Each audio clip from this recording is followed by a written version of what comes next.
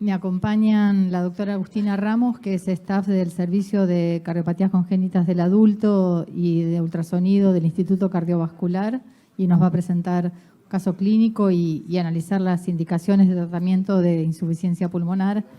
El doctor Pablo Rufa, como ustedes saben, cirujano cardioinfantil, que también está trabajando en el instituto, en el equipo de cirugía cardiovascular, y el doctor Pablo Espaletra, que también es staff de hemodinamia en cardiopatía estructural del ICVA, y que nos va a sumar la disertación que quedó pendiente de tratamiento percutáneo tricuspidio, y el doctor Juan Espinosa, staff del Servicio de Cirugía Cardiovascular, y nuevamente Anea Nanangu, que nos va a acompañar también en esta sesión.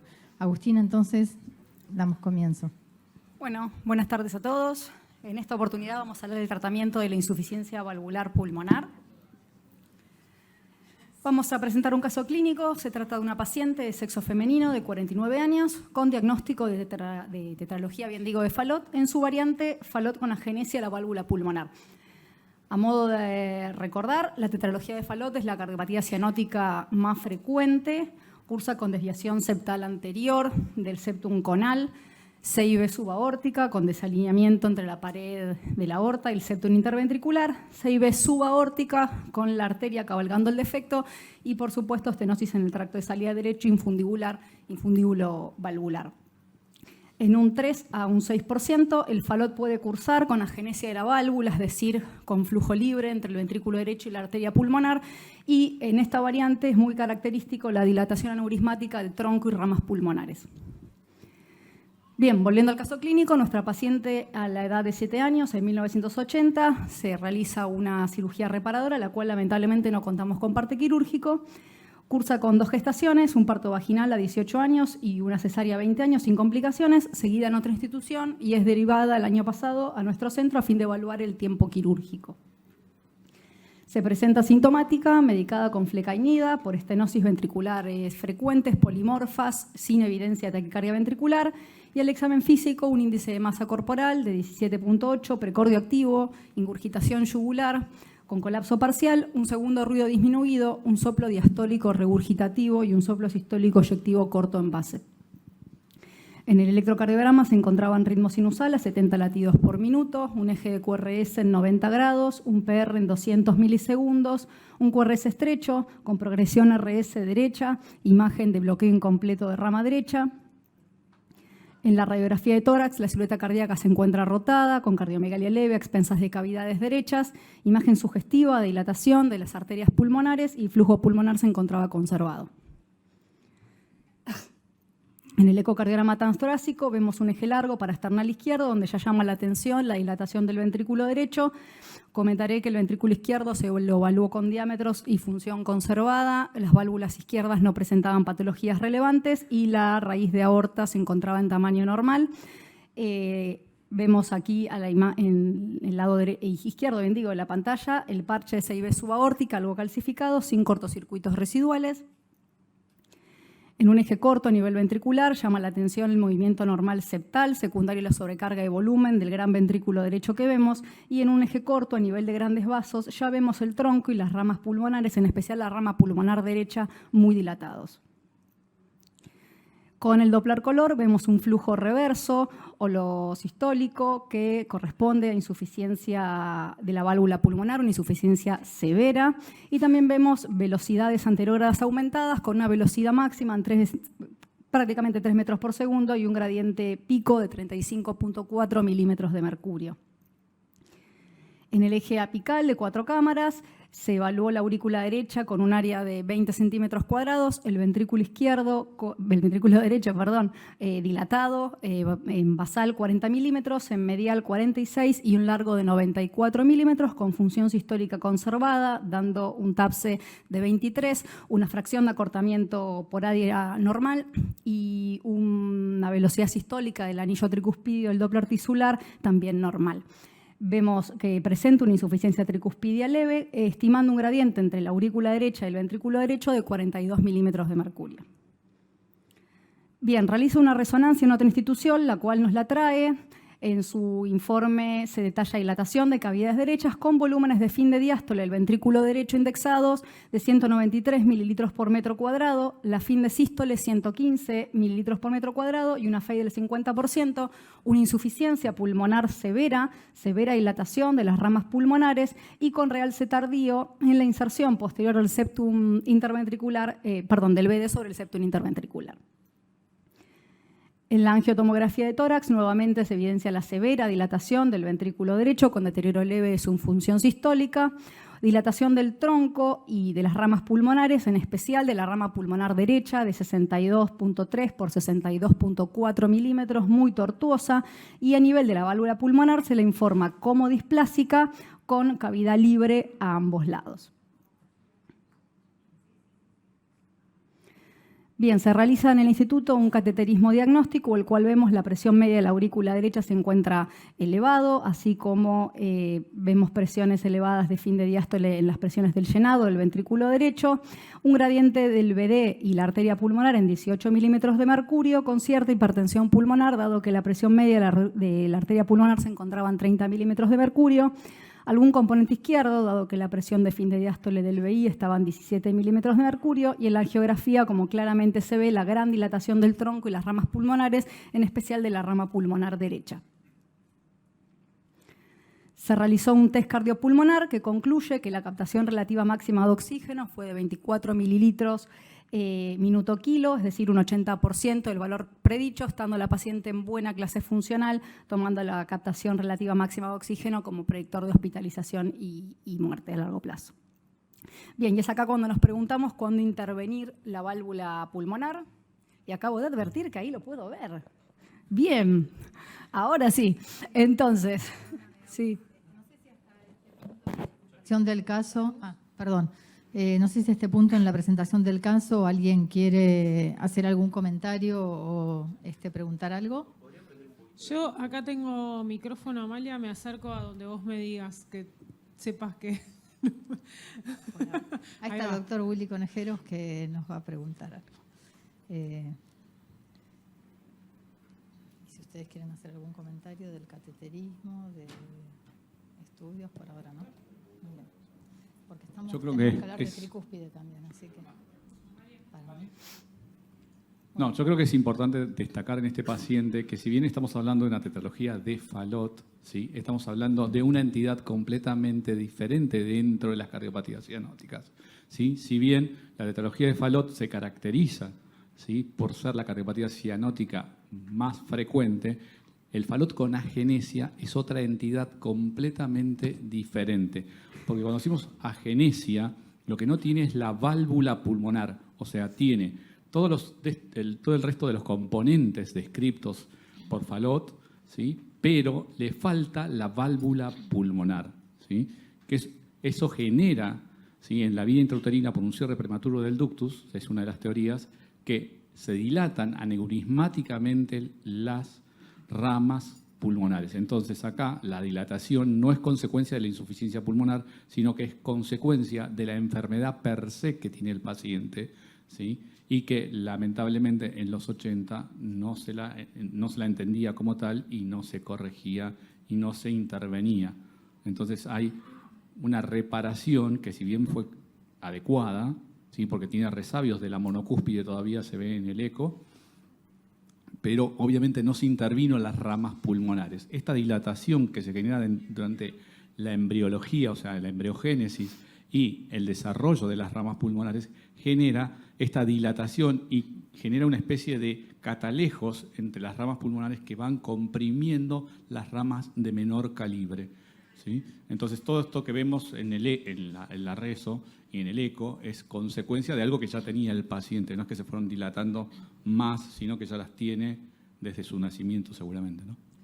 Está interesante el comentario que vos haces, Willy, y yo agregaría que tampoco lo habitual es un paciente adulto con Fallot que tenga estas presiones en el cateterismo con una media pulmonar elevada o presiones de llenado altas, si bien lo hemos visto con pacientes más adultos y otros factores de riesgo cardiovasculares, pero que apunta a este comentario de que no teniendo la válvula pulmonar, estas ramas pulmonares sufrieron de hiperflujo con una reparación que, aunque por suerte para la paciente la tuvo, fue tardía a los 7 años en la década del 80, ¿no? No sé si... Amalia y Agustina, quería hacerles una pregunta. ¿Cuál es el valor, en qué momento uno debería pensar en estudiar en forma invasiva a estos pacientes, ¿no? Digamos, hoy nos enfrentamos cada vez a mayor cantidad de pacientes adultos intervenidos y en seguimiento que en principio están asintomáticos o con buena clase funcional. ¿Cuándo deberíamos dar un paso más allá y, por ejemplo, cateterizarlos o cómo sería esa secuencia? Básicamente el cateterismo, detrás de haber hecho toda esta evaluación que incluyó la resonancia magnética, la evaluación funcional, nosotros la hacemos cuando tenemos dudas con respecto a la anatomía de las ramas, sospecha de hipertensión pulmonar, que en esta patología son muy puntuales las situaciones, y me gustaría transmitir el concepto de que en realidad es una patología en general con hipoflujo pulmonar y que no asociamos con la hipertensión pulmonar, pero que a veces anastomosis paliativas dejadas largo tiempo han traído afección, ¿no es cierto?, de las ramas. Y con respecto a completar y hacer un cateterismo, hoy día la alternativa percutánea también de tratamiento de alguna manera nos mueve a tener esta información angiográfica, digamos, de alguna manera pronto, ¿no? ¿Y cómo condicionaría la hipertensión pulmonar el tratamiento? En este caso me parece que está ya perfilado la paciente como para hacer un tratamiento y obviamente reemplazar su válvula pulmonar va a bajar. Nosotros igual muchas veces utilizamos medicación diurética y para estos valores de presión no necesariamente medicación específica, ¿no? Si les parece avanzamos y... Bien, volviendo entonces, y ahora que lo puedo ver acá y lo veo mejor, evaluando la insuficiencia pulmonar como severa a través del ecocardiograma. Recordar el flujo reverso con Doppler color desde las ramas pulmonares, una vena contracta mayor a 6 milímetros, el índice Doppler, el índice de IP menor a 0,77, es decir, la relación de la duración de la insuficiencia pulmonar sobre la duración de la diástole, y un tiempo de mi presión menor a 100 milisegundos, entre otros parámetros a evaluar. Recordar mecanismos de disfunción del tracto de salida del BD en las cardiopatías congénitas, siendo la insuficiencia pulmonar una patología muy frecuente, al igual que las estenosis de los conductos. Es muy frecuente encontrar pacientes con cardiopatías congénitas que portan conductos que unen el ventrículo derecho con la arteria pulmonar, entre otros que ven aquí, pero bueno, lo más frecuente que vemos es esto, es la insuficiencia pulmonar y los pacientes con conducto, que el conducto esté disfuncionante. La resonancia cardíaca con contraste como gold estándar en la evaluación de estos pacientes, permitiéndonos la cuantificación de volúmenes, fe y masa de las valvulopatías y poder tener mayor información sobre el ventrículo derecho, su tracto de salida y sus ramas, así como, por supuesto, aorta, coronarias, válvula aórtica, realce tardío y motilidad. Se sugiere pedirla a partir de la segunda década y con un intervalo de 3 a 5 años según el caso. Bien, este algoritmo sobre la indicación de la intervención sobre la válvula pulmonar está extraído de la guía del 2018 de la AJA sobre el manejo de pacientes adultos con cardiopatías congénitas, y lo que nos plantea es, bueno, por supuesto, aquellos pacientes que estén sintomáticos, intervenirlos, y en aquellos que estén asintomáticos plantea tener 2 o más de los siguientes ítems, que son la disfunción del ventrículo derecho leve o moderada, la disfunción del ventrículo izquierdo, volúmenes por resonancia cardíaca indexados mayor o igual a 160 en fin de diástole y mayor o igual a 80 en fin de sístole. También cuando los volúmenes sean mayor o igual a 2 con respecto al volumen de fin de diástole del BI. Por supuesto, cuando haya obstrucción al tracto de salida del ventrículo izquierdo significativa, esto es cuando la presión sistólica en el ventrículo derecho sea mayor o igual a 2/3 con respecto a la presión sistémica, y cuando hay una reducción objetiva al ejercicio en las pruebas funcionales. Bien, estos dos cuadros también extraídos, el que ven a su mano derecha del año 2020 de la guía europea sobre el manejo de pacientes con cardiopatías congénitas, y el de mano izquierda es la reciente publicación del Consenso de Diagnóstico y Tratamiento en Cardiopatías Congénitas de la Sociedad Argentina de Cardiología. Ambos plantean cosas similares a lo que plantea la AJA, es decir, intervenir cuando hay síntomas, y en pacientes asintomáticos tener en cuenta al menos uno de estos criterios que acabo de nombrar, como los volúmenes por resonancia, la capacidad objetiva al ejercicio reducida, un ventrículo derecho que disfunciona progresivamente o que tiene una obstrucción significativa, es decir, una presión sistólica en el BD mayor a 80 milímetros de mercurio. Cabe destacar que la Sociedad Europea de Cardiología plantea como clase 1, indicación C, al cateterismo intervencionista, y ahora voy a dar pie a mi compañero que se va a poner contento, el doctor Rufa, en especial en aquellos pacientes que no tengan un tracto de salida nativo. Muchas gracias. Aprovechando, entonces, lo invitamos al doctor Pablo Spaletra ahora, que nos va a hablar de cuáles serían las indicaciones de intervención percutánea pulmonar. Y aprovechando que lo tenemos al doctor Añangú, si me escucha, doctor, ¿cuál sería en el abordaje de las distintas valvulopatías, no específicamente en la pulmonar, la pregunta que hizo el doctor Spaletra con respecto a la indicación de estar haciendo en esa evaluación un cateterismo? En la práctica, ¿ustedes en qué pacientes al final realizan todavía medición de presiones por hemodinamia?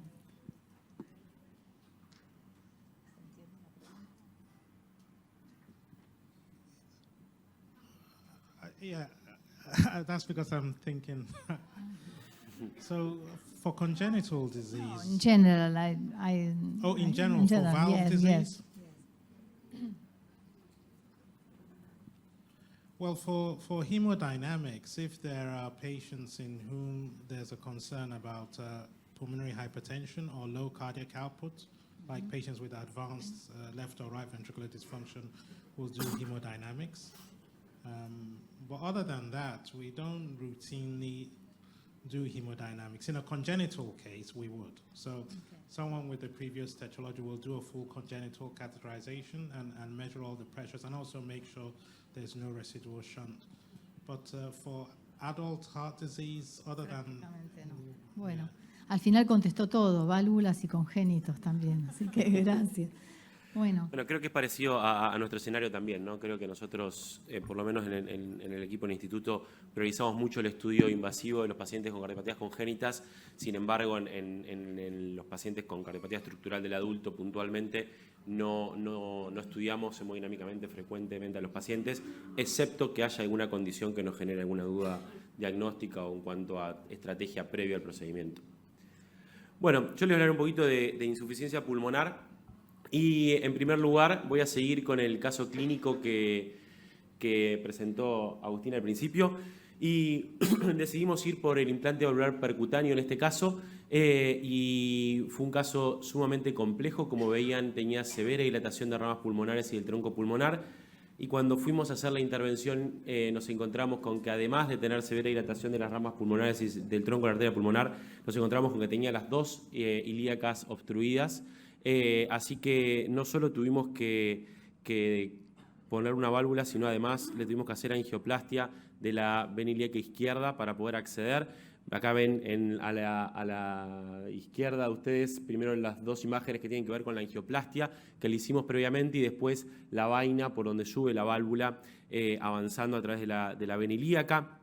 Aquí no los quiero aburrir con la parte técnica, pero mostrarles cómo nosotros nosotros lo que hacemos es avanzar por vena cava inferior, aurícula derecha, ventrículo derecho, y nos acercamos hacia el tracto de salida del ventrículo derecho y el tronco de la arteria pulmonar, y vemos de izquierda a derecha el primer paso de posicionamiento de la válvula, donde buscamos ese lugar de referencia donde la copa distal de la válvula quede por debajo de las ramas pulmonares. En este caso puntual teníamos mucho lugar por la dilatación de las ramas. Sin embargo, la dilatación tan grande del tronco hizo que colocáramos una válvula demasiado grande, en este caso una válvula de 34 milímetros. Esta es una válvula autoexpandible, ¿sí? De 34 milímetros, que está en el límite de rango para este tipo de intervenciones.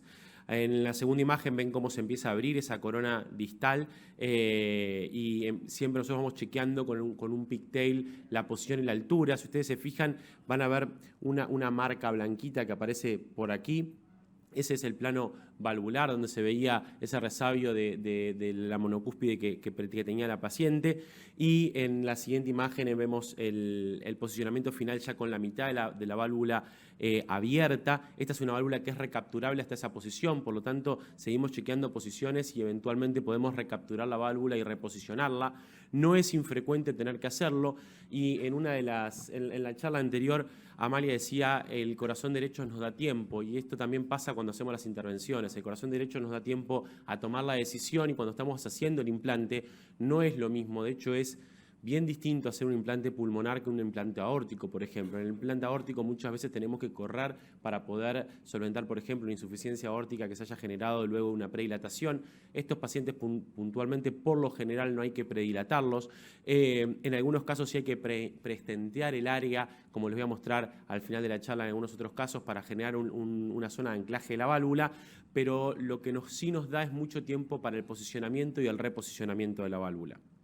Aquí vemos ya la liberación de la válvula, ¿sí? En la primera imagen van a poder ver cómo se libera completamente la válvula. En la imagen del medio van a poder ver una angiografía donde vemos la válvula completamente competente, y en la imagen de la derecha van a ver la válvula liberada completamente y estamos haciendo una angiografía de la arteria coronaria.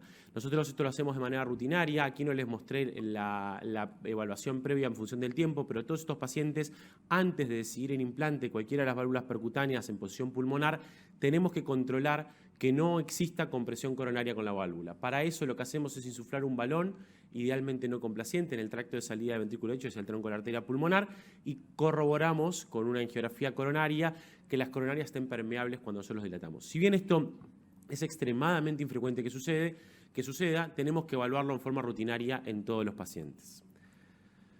Ahora sí hablemos un poquito puntualmente del implante valvular percutáneo, solamente a modo de mencionar algunas cosas que ya nos contó Agustina. Las complicaciones dentro de la reparación de la tetralogía de Fallot se encuentra ahí en la cabeza la insuficiencia valvular pulmonar, que es algo muy frecuente de encontrar. Puede haber obstrucción residual del tracto de salida, Seeber residual, dilatación aórtica con insuficiencia aórtica, que puede observarse también, disfunción ventricular derecha con alteración de la relación BDBI, arritmias supraventriculares y ventriculares. Esto es muy importante porque es parte de lo que nosotros vamos a evaluar tanto para tomar la decisión de intervención como en el seguimiento de los pacientes.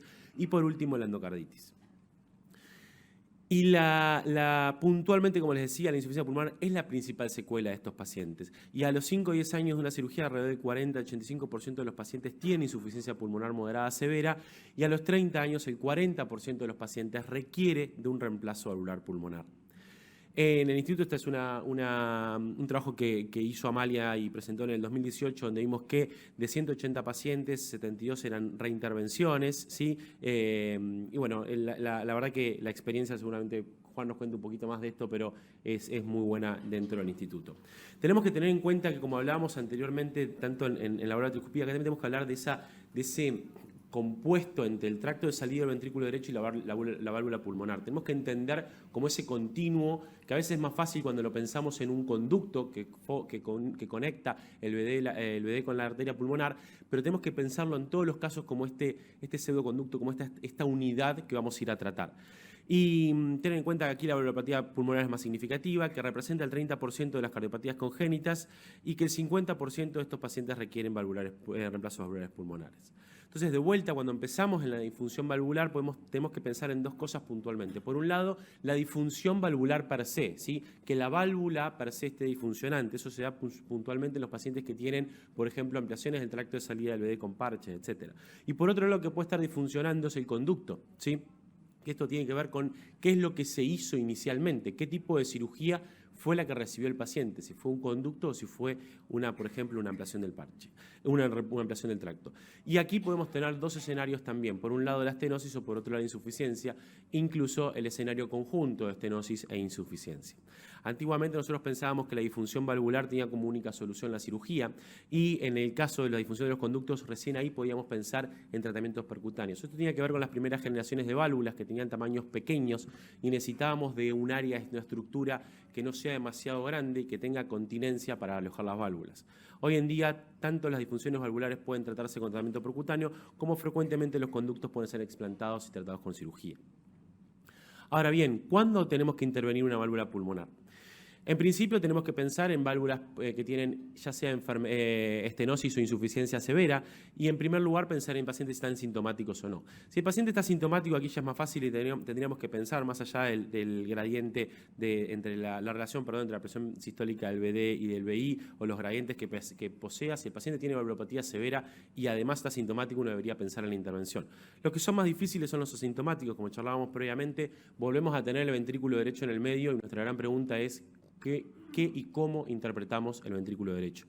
Es por eso que Esto básicamente es lo que recomiendan las guías, que cuando tenemos una fin de diástole mayor a 160 mililitros por metro cuadrado o una fin de sístole por encima de 80 mililitros, con una fracción de eyección por debajo del 47% y prolongación de QRS, estos pacientes deberíamos pensar en la intervención.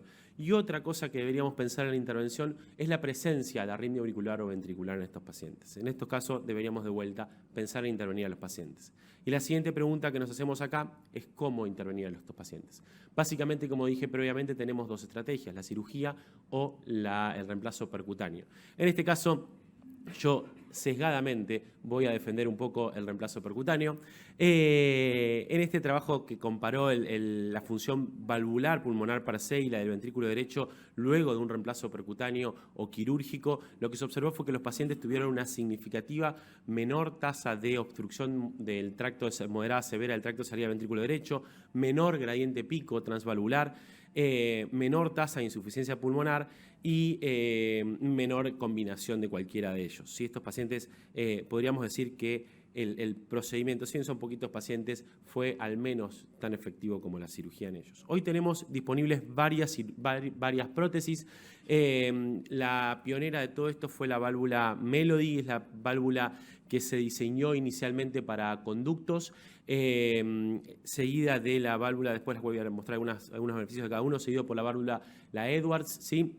Que nos amplía un poquito la medida de conductos que podíamos tratar. Hoy en ese mismo grupo de válvulas balón expandible tenemos también a la válvula MyVal, que es una válvula que se está usando mucho en posición aórtica, en valvo tricuspidio y mitral también, y nos llega a medidas más grandes de conductos. Y por otro lado tenemos válvulas balón autoexpandibles, que son las que están diseñadas puntualmente para aquellos tractos de salida, entre comillas, nativos, ya que son modificados por la cirugía que se haya recibido de manera correctiva. Esta serie que tiene que ver con cuál es la durabilidad o cómo son el pronóstico de los pacientes sometidos a válvulas percutáneas, este caso es la válvula Melody, donde en un seguimiento a 4.5 años los pacientes tuvieron una significativa mejoría en su clase funcional que se mantuvo a lo largo del tiempo. El 76% a 5 años no requirió ninguna reintervención. En este grupo la principal tasa de reintervención fue la endocarditis, que fue un problema que se solucionó posteriormente con el desarrollo de diferentes técnicas de implante. Aquí vemos también cómo comparando el reemplazo percutáneo versus el quirúrgico, los pacientes que se realizaron reemplazos percutáneos tuvieron de vuelta menor gradiente transvalvular a través de la válvula implantada o de la quirúrgica. Este fue un análisis retrospectivo con tractos de salidas muy amplios. En este caso se incluyó la válvula Venus, que fue la que no habíamos mencionado anteriormente. Y aquí sí, algunas que tienen que ver con la lógica, y a veces también es entender cuánto valor le vamos a dar a esto. Los pacientes tuvieron menor tiempo en unidad de cuidados intensivos y menor estadía hospitalaria. Esta es nuestra experiencia LATAM. Esto incluye países como Argentina, Chile y Brasil, de la cual nosotros somos parte de esta experiencia, de los 41 pacientes de los cuales se implantó una válvula autoexpandible Venus P-Valve en todo nuestro territorio. La edad media fue de 23 años, la estadía hospitalaria fue de 2 días, lo cual es realmente corta. No hubo casos de endocarditis, no hubo necesidad de explantar prótesis ni necesidad de otro procedimiento quirúrgico. La mayoría de los pacientes tuvieron en el seguimiento a 39 meses tasa de insuficiencia pulmonar ninguna o leve. Seguido por resonancia cardíaca pudimos observar disminución de la fracción regurgitante del ventrículo derecho, tanto así como mejoría de la función ventricular del ventrículo derecho y también de los diámetros ventriculares medidos por resonancia. Todos los pacientes mejoraron su clase funcional y como complicación de estos procedimientos tuvimos 5 pacientes que desarrollaron fiebre posimplante. Esto también tiene que ver con los materiales de preservación de la válvula. Hoy estas válvulas se están desarrollando con tejido seco, dry tissue, que tienen muchísima menor tasa de estos eventos adversos. Hubo algunas fracturas del stent, que eso la verdad que fue algo que preocupó en un primer momento en el planeamiento de los pacientes, ya que habíamos pensado que el problema de la fractura del stent tenía que ver con el tipo de implante que teníamos en las balones expandibles. Hubo un paciente que presentó una IT severa por desplazamiento de la prótesis, sí, esa prótesis protrusió hacia el ventrículo derecho y comprometió el aparato subvalvular tricuspidio, y 3 pacientes presentaron prolapso de la prótesis hacia el ventrículo derecho que se pudieron reposicionar exitosamente. ¿Sí? Uno de esos pacientes fue un paciente que hicimos nosotros, en el cual al momento del implante la válvula cayó sobre el ventrículo y, como les decía, son válvulas recapturables, por lo tanto pudimos recapturarla, reorientar el momento del posicionamiento e implantar en forma exitosa la válvula. ¿Cómo elegimos la prótesis? Básicamente, si tenemos una bioprótesis o un conducto BDAP, tenemos básicamente 3 válvulas. Si este tamaño está entre 18 y 22 milímetros, podemos usar la válvula Melody, hasta 26 milímetros la Sapien y hasta 32 milímetros la válvula Mayval. Y en el caso de tener un parche transanular o tener tractos mucho más grandes, podemos pensar en válvulas autoexpandibles, como es el caso de la Venus, que llega hasta los 32 milímetros del tracto. Hola, ahí está. Pablo, ¿cuándo las ramas pulmonares te son un impedimento para el implante de estas válvulas? El gran problema del implante de estas válvulas es la estenosis de ramas pulmonares, ¿sí? La dilatación no es un problema, como les decía, como les contaba en el caso al principio, es realmente una ventaja para nosotros que estén dilatadas porque nos dan lugar para trabajar. Sí, la estenosis, ¿sí? 2 situaciones son las que nos ponen en jaque al momento del implante. Uno es que tenga estenosis y tenemos que evaluar qué es lo que tenemos que hacer con eso, ¿sí? Sobre todo porque cuando vamos a usar válvulas autoexpandibles necesitamos lugar para que abra la copa distal. Y la otra situación que está vinculada a la estenosis es la presencia de stents previos de ramas, ¿sí? Cuando hay stents previos de ramas tenemos que tener particular cuidado en el implante de estas válvulas. Ninguno de los 2 escenarios contraindica el implante, ¿sí? Simplemente que el planeamiento es francamente distinto, ¿sí? Como les mostré el caso que hicimos hoy, una vez que llegamos a la válvula pulmonar, posicionar la válvula y alojarla ahí no es realmente desafiante puntualmente en este caso, pero hay otros, como por ejemplo cuando hay estenosis de ramas o stents previos en las ramas, que sí nos ponen en desafío. Gracias. Nosotros, como les decía, tenemos 7 casos, 3 Melodes y 4 Venus. Los pacientes no tuvieron arritmias posteriores, se encuentran los 7 asintomáticos. Simplemente para mostrarles algunos otros ejemplos. Este es un ejemplo de una paciente con un tubo BDAP que estaba muy dilatado. ¿Sí? En ese momento todavía no teníamos las válvulas autoexpandibles disponibles y lo que hicimos fue ponerle stents dentro del tracto de salida para poder reducir el orificio del tracto de salida y pudimos finalmente ponerla. Aquí están viendo cómo fuimos poniendo varias capas de stents y finalmente pudimos poner la válvula Melody en esa posición. Fíjense cómo se ven todas las capas de stents ahí sobre el tracto de salida, con una reducción en la parte inicial del conducto. No tuvo gradiente la paciente, por suerte, y la válvula quedó competente. Este es otro caso que me gusta para mostrarlo como una alternativa. Este es un paciente que en sus múltiples cirugías previas había tenido múltiples endocarditis e incluso mediastinitis, múltiples reparaciones en este contexto, y ha desarrollado una gran fístula entre la arteria pulmonar y la arteria aorta. Intentamos cerrarla con un plug, con un dispositivo de CIA puntualmente, y lo que no encontramos fue tejido lo suficientemente estable para poner el dispositivo. Por lo tanto, decidimos ponerle, como pueden ver en la imagen del medio, un stent forrado en la arteria pulmonar, excluyendo completamente el área fistulizado con la aorta, excluyendo completamente la circulación hacia la aorta, pero le dejamos un paciente que tenía una insuficiencia previamente leve a moderada, le dejamos una insuficiencia pulmonar libre. Por lo tanto, dentro de ese stent le implantamos una válvula Melody, recuperando completamente la competencia valvular, y el paciente de nuevo también se encuentra completamente asintomático en este momento. Aquí estamos viendo el implante de la válvula. A modo final, me gustaría comentar que la cirugía y el reemplazo valvular percutáneo tienen excelentes resultados, creo que ambos en este momento. El reemplazo percutáneo es una opción segura y efectiva como alternativa a la cirugía. Todavía siguen siendo una alternativa en pacientes con homoinjerto y tracto de salida de ventrículo derecho nativo. Hoy la recomendación de la guía en pacientes con homoinjerto es que, en primer lugar, si la anatomía es factible, deberíamos implantar una válvula percutánea, y si la anatomía no es factible, pensar en cirugía. Todavía no es de esta manera la indicación para tractos de salida nativos.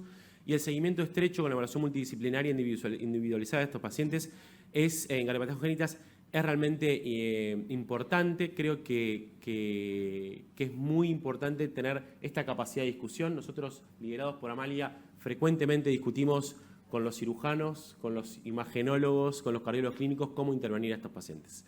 Así que bueno, muchas gracias. Muchas gracias, Pablo. De alguna manera recordarles que en el caso puntual que presentamos, la paciente no tenía síntomas, sí un importante rechazo a una intervención quirúrgica, que es nuestra modalidad de tratamiento, más allá de estos avances que mostró el doctor Spalletra, por la cual nos inclinamos, pero que bueno, ella no estaba apta, digamos, a recibir esta alternativa y bueno, es una de las indicaciones también que en la práctica, pudiendo avanzar en el implante percutáneo y si anatómicamente factible, en algunos pacientes tomamos esa decisión. Le pedimos ahora al doctor Juan Espinosa, desde la mirada del cirujano cardiovascular, mientras él va preparando la presentación, en el grupo de asintomáticos con insuficiencia pulmonar, muchas veces en la práctica es a partir de la valoración por resonancia del tamaño, digamos, dilatación del ventrículo derecho, volúmenes y la fracción de eyección, que nosotros nos inclinamos a tomar la indicación de la intervención quirúrgica. ¿Cómo pasas? Ama. Sí, cómo no.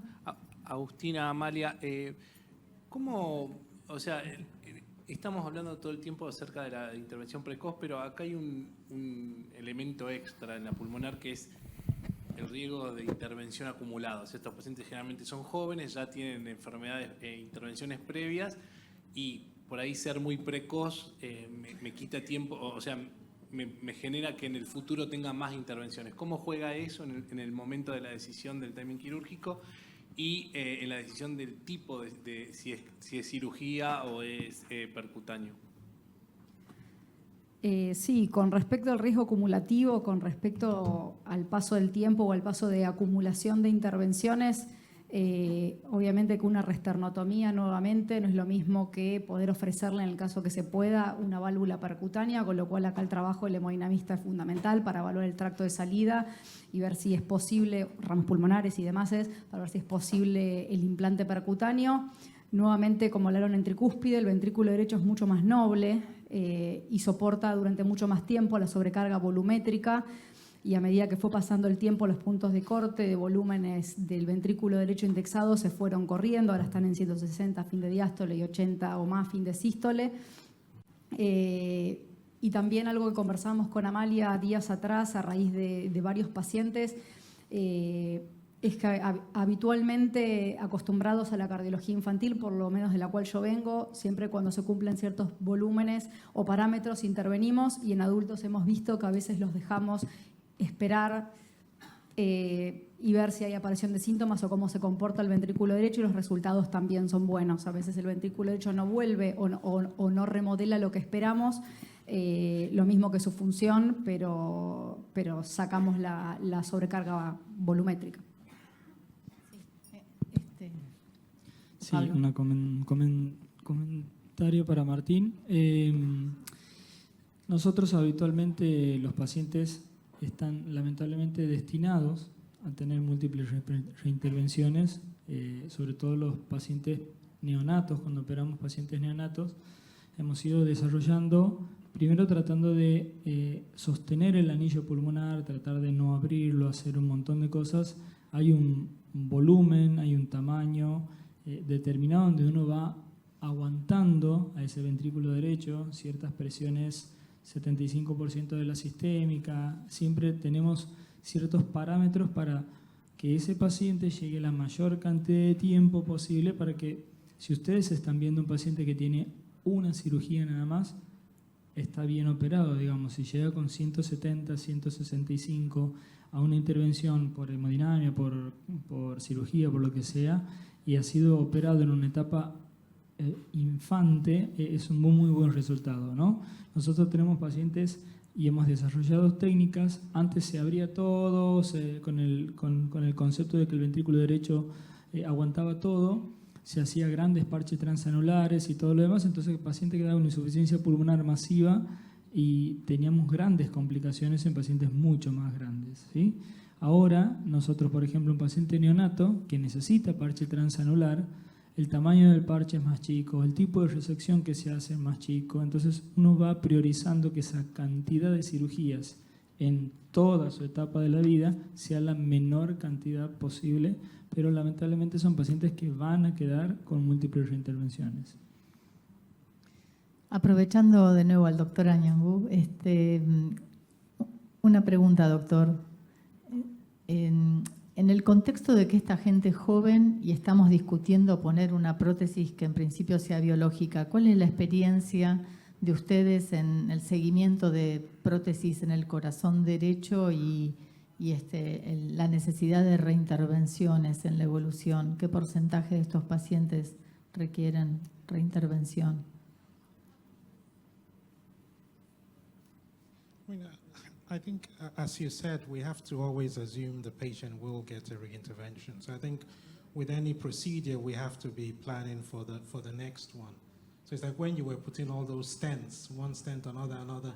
I was thinking of how I'm going to take it all out if I have to operate, if the patient gets endocarditis. So you have to think of the next procedure. We would never put a mechanical valve in pulmonary position. I think you aside from the question of biological versus mechanical, you need a route for a catheter to go into the pulmonary arteries. I think you're doing the patient a disservice if you lose catheter access to the lungs. Like he has these aneurysms, you can get stenosis, you can get pulmonary embolism, many things can happen. So I don't think one should, I would never say never, but I don't see the situation to put a mechanical valve in pulmonary. Sí, la verdad que la experiencia en prótesis mecánica es muy, muy baja en todo el mundo. La vez pasada cuando estuvo Amash de la Clínica Mayo que nos visitó, nos dijo que aisladamente habían hecho algún que otro paciente, pero el concepto que transmitimos y tenemos es no prótesis mecánica. Está bien. Y con respecto al tratamiento de arritmias y simultáneamente algún reemplazo valvular, por ahí en el lado del corazón derecho se está intentando abordar y hacer un tratamiento previo de la arritmia, previo a la intervención quirúrgica. ¿Ustedes tienen alguna sistemática similar? Tratar la arritmia previo al reemplazo valvular. No, if there's an indication for valve surgery, then we will treat the arrhythmia at the time of surgery. So there's never a reason to pre-treat. So, for example, if we had to operate on this patient and there's atrial arrhythmias, we open the atrium, right atrium or left atrium, and do an ablation as necessary. So we would never pre-treat them. But I think the pre-treatment would come as an alternative to surgery. So if you have a patient with a lot of atrial arrhythmias and you're wondering, do they meet indications or not, then, especially if they have symptoms, then you control the arrhythmias first and see if they get better. And if that fixes the symptoms, then you can delay intervention or surgery. Perfecto. Bueno, muchas gracias. Lo escuchamos entonces a Juan. Bueno, muchas gracias a todos. Yo soy Juan Espinosa, de cirugía cardíaca. Y bueno, la primera slide era esto. Para este año se cumplen 78 años de la primera cirugía cardíaca que se hizo justamente en un niño de 6 años con tetralogía de Fallot. Y un poco da comienzo a toda esta especialidad. Pasó 78 años y hoy es casi con orgullo y es un honor poder seguir hablando de las consecuencias a largo plazo de las cosas que suceden. Perdón que, ahí está. Un poco ya hablamos de esto, hay dos maneras de reparar, o hay más de dos, pero digamos, la manera más común o habitual de reparar una tetralogía de Fallot es con el parche transanular. La otra que hablamos era la del conducto P. La cirugía que se hizo en 1944 era simplemente lo que hoy se llama una cirugía paliativa.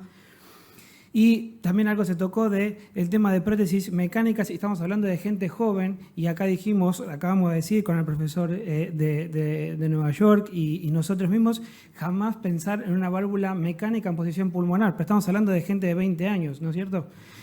O menos, y no hablar de una prótesis mecánica no fue el principio. Así que desde 1944 hasta ahora hemos pasado por muchas cosas, pero seguimos hablando de lo mismo. Voy a pasar rápidamente esto, pero hablamos de durabilidad. Recuerden que las válvulas percutáneas son válvulas biológicas y su talón de Aquiles sigue siendo la durabilidad, el deterioro estructural también. Y por el otro lado, las mecánicas, como dijimos, a esta altura ya es prohibitivo poner en posición pulmonar y lo que tiene es el tema de la anticoagulación. Sin embargo, los primeros resultados que tuvimos, esto está publicado no hace mucho, 121 pacientes, edad de 23 años, se le puso válvulas mecánicas, se fueron anticoagulados con una válvula de 25 y al seguimiento, como vamos a ver, tienen buenos resultados a 10 años. O sea que decimos no poner válvulas mecánicas en posición pulmonar porque hay cosas mejores o porque estamos pensando, como dijimos, en las reintervenciones y una válvula mecánica nos impide reintervenirlo en forma percutánea, que hoy por hoy es una realidad también. Entonces, no por los malos resultados que hayan tenido las válvulas mecánicas, sino porque estamos pensando en la próxima reintervención que no ponemos válvulas mecánicas. Entonces, este otro trabajo además deja ver otra cosa, que es que rara vez necesitamos solo operar la válvula pulmonar aislada cuando hablamos de un Fallot en seguimiento a largo plazo, sino que, como ven, hay cirugías concomitantes. 1 de cada 5 de estos pacientes necesitan hacerle algo más. O tienen estenosis de una rama pulmonar, o tienen patología en la válvula tricuspidia, o patología de cualquier otro, que necesitamos hacerle algo más, que simplemente en estos pacientes con un tratamiento percutáneo va a ser más difícil. Y esto también lo metemos en la toma de decisiones.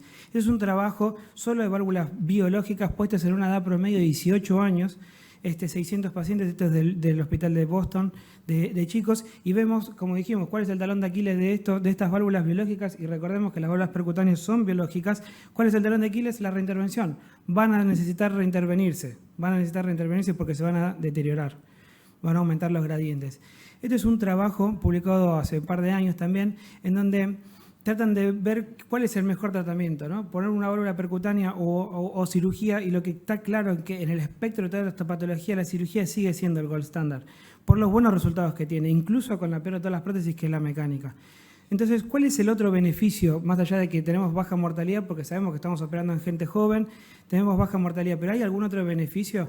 No recuerdo porque no pude alcanzar bien, pero ¿cuál es el número de la experiencia de toda Latinoamérica que mostraste? Una sola prótesis son 40, pero obviamente que menor la cirugía, en el mundo hay más de 5.000 válvulas implantadas. Sí, pero digamos, sigue siendo poco el número. es poco el número, digo, para que tomamos dimensiones de que en general son patologías, los trabajos que mostré, 120 pacientes y 600 en otro. Este es el metaanálisis más grande que hay. Son de 48 estudios de 3.000, no puedo volver para atrás, perdón, pero eran 3.000 y pico de pacientes, en donde vemos los beneficios de un reemplazo quirúrgico, una cirugía convencional, que disminuyen los diámetros del ventrículo derecho, el diastólico, el sistólico, disminuye la insuficiencia pulmonar. En el ventrículo izquierdo también vemos reducción de los diámetros y mejoría de la FEI. Pero no solo eso, sino que mejoran los síntomas y no aumenta el QRS. O sea que básicamente esos son los beneficios que tenemos con la cirugía, que todos los nuevos tratamientos percutáneos tienen que tratar de igualar, y están en eso. Ahora, ese trabajo que yo les mostré de ese metaanálisis es del año 2013. Pueden decirme, bueno, pasaron muchos años. Entonces, ¿qué hay hoy, año 2022, 10 años después? Bueno, y lo que se hicieron fue actualizar este metaanálisis en marzo de este año con el doble de estudios, el doble de pacientes, 7.500 pacientes, y vemos que los resultados siguen siendo buenos. Entonces, seguimos teniendo poca mortalidad a 30 días, a 5 años, a 10 años se mantienen los buenos resultados. Y en cuanto a la reintervención, que era el problema de esto, tenemos a 10 años 16% de reintervención. Esto es con respecto a los diámetros, que era la primera parte del metaanálisis, que sigue habiendo ese beneficio. Es decir, que 10 años después, con el doble de pacientes, seguimos teniendo los mismos buenos resultados. Este simplemente es un esquema para ilustrar cómo es el reemplazo quirúrgico de la válvula, donde tenemos que abrir el tracto de salida. No voy a apuntar ahí, pero lo más importante de esta slide es la última a la derecha, es la inclinación, el tilt que tiene que tener hacia posterior, hacia la columna, para garantizar la durabilidad de esta prótesis, para que no haga gradientes aumentados y todo eso que hacen a largo plazo y que la prótesis dure mucho. ¿Podemos predecir a quiénes le va a ir bien después de la cirugía? Este es un trabajo del Indicator, que es un registro que se hizo. En total fueron 800 pacientes, pero 400 que se incluyeron en esto. La edad promedio fue de 25 años. Fueron 4 centros los que juntaron, y lo que identificaron básicamente fueron 3 factores de riesgo. Es decir, cuando cae la fracción de eyección del ventrículo derecho en menos de 40, aumentan las chances de que a largo plazo haga muerte o que haga falla de la prótesis. Cuando está muy dilatado, y cuando la edad del paciente al momento de la cirugía, cuanto más añoso, peor. Eso es lo que estamos viendo. Y cuando vemos que cuando no hay ninguno de estos factores de riesgos, la libertad de eventos a 10 años es buenísima, 98%. Cuando hay más de 2, ese es el peor de todos los escenarios, tenemos 70%. Un poco Pablo Spalletra nos contó el futuro. ¿Cuál es el futuro? Bueno, es el implante percutáneo. Esto es a 10 años de la Melody. Lo que yo quería mostrar acá es el tercer renglón donde dice 58% de success, de implante exitoso de esta válvula percutánea. Es decir que por eso la cirugía sigue siendo el gold standard, porque el tratamiento percutáneo simplemente no puede abarcar todo el espectro de la patología. Cuando se puede poner, los resultados son buenísimos, pero cuando no se puede, ¿qué otras alternativas tenemos? Y bueno, y ahí es cuando tiene un rol más protagónico la cirugía. Vemos que esto es un trabajo que hicieron en pacientes no operados, es decir, con tracto de salidas nativos, y vemos que los resultados, cuando había estenosis pulmonar, se mantuvo los buenos resultados a 10 años, y cuando hubo regurgitación pulmonar también se mantuvo a 10 años los buenos resultados con la válvula percutánea, pero miren el deterioro que tienen a 10 años, 58%, ¿no? Habíamos hablado de 16 en cirugía. Ese es el talón de Aquiles que vamos a ver después. Entonces, en definitiva, con todo esto, sabemos que hoy por hoy el gold standard es la cirugía, sabemos que hay nuevas alternativas percutáneas que pueden traer un beneficio para pacientes seleccionados, pero ¿cómo hacemos para seleccionar a esos pacientes? ¿A qué pacientes le indicamos qué tratamiento? Este es un trabajo que tiene una posición neutral, ninguna posición sesgada como la de Pablo como la mía, sino que trata de ver a qué paciente se va a beneficiar de qué tratamiento, y básicamente lo que hay que decir es que hay que mirar el tracto de salida, hay que ver todo lo que yo dije antes de las patologías asociadas, si hay otras valvulopatías u otras cosas para hacer, shunts intracardíacos, cualquier otra cosa que no sea solo el tratamiento aislado de la válvula pulmonar, nos aleja del tratamiento percutáneo hoy por hoy. No quiere decir que esto no pueda seguir creciendo y en un futuro, como dijo Pablo, pueda seguir creciendo esto y tal vez en el momento ser gold standard. Como mensaje final, decir que la cirugía convencional siempre es una buena opción, que se prefieren hoy, como dijimos, aunque parezca una locura hablar de gente de 20 años, poner una prótesis biológica, es lo que se prefiere. Cuando hablamos de los tamaños, acá no hay coronarias, entonces se puede ampliar y poner prótesis grandes. Nosotros en el instituto sistemáticamente se ponen válvulas grandes pensando ya en la reintervención, como se mencionó acá en la mesa, que vamos a necesitar poner una válvula tal vez percutánea acá en futuro a 10 años y poner un anillo grande. Que el abordaje percutáneo hoy por hoy es una realidad, la experiencia es chiquita, los trabajos en el mundo son chiquitos, pero viene creciendo y hoy por hoy es una buena alternativa para cuando se necesita solo tratar la válvula pulmonar aislada. Y ante la presencia de cualquier otra patología, siempre pensar en cirugía porque va a tener un tratamiento más global. Muchas gracias. Gracias, Juan. ¿Quieren hacer no sé si del público alguien quiere hacer alguna pregunta o comentario? Lo mismo para ir ya cerrando la mesa. Ambos Pablos. Yo quiero hacer un comentario respecto a, estoy de acuerdo con lo que dice Juan, creo que la cirugía siempre es una buena opción, que también tiene su tendón de Aquiles, que es la reintervención, ¿no? Digamos, creo que como la paciente que presentamos nosotros, que sería su primera reintervención, es una cirugía que probablemente cualquier cirujano con experiencia o buen equipo, como tenemos nosotros, etcétera, pueda llevar a cabo con éxito. Ahora, cuando se encuentran los cirujanos con el paciente que presenta al final con la fístula ortopulmonar, creo que tenía 6 cirugías previas, creo que no es lo mismo, digamos, ¿no? Creo que en ese caso donde la cirugía no es tan buena opción. No digo que no sea que sea una mala opción, digo, creo que no es tan buena opción. Y creo que en el advenimiento de esos escenarios, que por suerte, como hablamos con Pablo, son cada vez menos frecuentes, porque la técnica quirúrgica en la pediatría fue evolucionando y fue haciendo que el planeamiento quirúrgico esté pensado en un futuro y no en sacar al paciente de ese momento. Creo que hoy también ese escenario nos permitió aprender a nosotros cómo hacer una técnica segura. Y yo quería aprovechar para preguntarle al doctor, digamos, nosotros, si uno seguiría la guía, diría, bueno, aquellos pacientes con homoinjerto para tratamiento percutáneo, el resto para cirugía. ¿Es así como lo piensan ustedes? Sorry, can you ask the question again? If you follow the guidelines, we will think that if the patient have an allograft or something like that, or a conduit, we will think in percutaneous intervention. But if not, we will think in surgery. Do you think that the same way or not? Yeah, we think the same way. And I know you said the success rate is 58%, but that's okay.